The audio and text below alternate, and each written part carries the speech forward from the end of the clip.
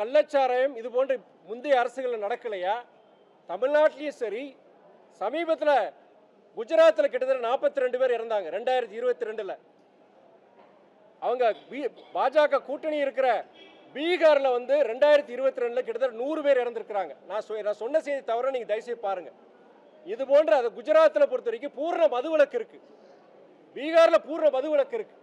அங்கேயுமே கள்ளச்சாராயம் விற்கப்பட்டு கிட்டத்தட்ட 100 பேருக்கு மேலே அங்கே பீகார்லையும் குஜராத்தில் 42 பேர் இறந்துருக்கிறாங்க.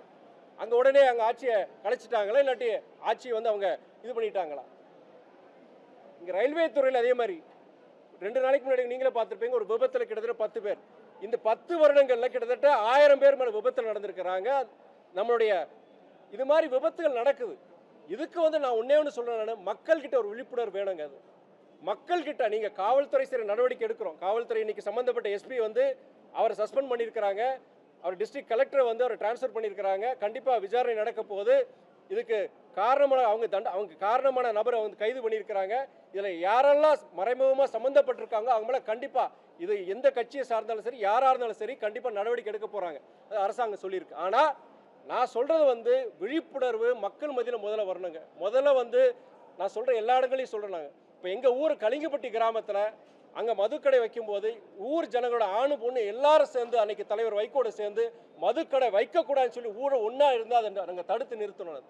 இது போன்ற விசச்சாராயம் பொறுத்த வரைக்கும் என்ன சொல்லணும், மக்கள் மத்தியில் ஒரு விழிப்புணர்வு வந்தால் தவிர என்னதான் நீங்கள் காவல்துறை இது பண்ணாலுமே இது போன்ற தவறுகள் நடந்துட்டு தான் இருக்கும்.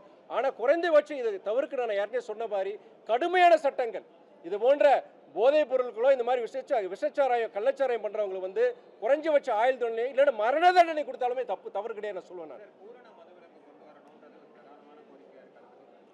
அது வந்து அதில் மாற்று கருத்து கிடையாது. நான் இதுக்கு முன்னாடி பல இன்டர்வியூஸ் நான் சொல்லியிருக்கிறேன். நான் பூரண மதுவிலக்கு, மது இல்லாத தமிழகம் தான் மறுமலர்ச்சி திராவிட முன்னேற்ற கழகம் தலைவர் வைகோவுடைய எங்களுடைய இலக்கு. அதில் மாற்றமே கிடையாது.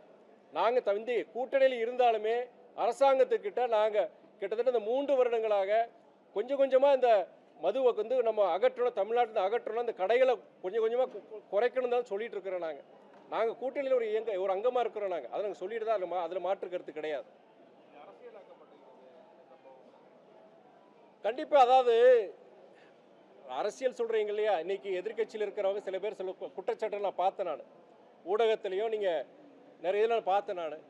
அதான் நான் சொல்கிறேன், நான் கடந்த கால ஆட்சியில் இது நடக்கலையா? அப்போ அவங்க ராஜினாமா பண்ணிட்டாங்களா?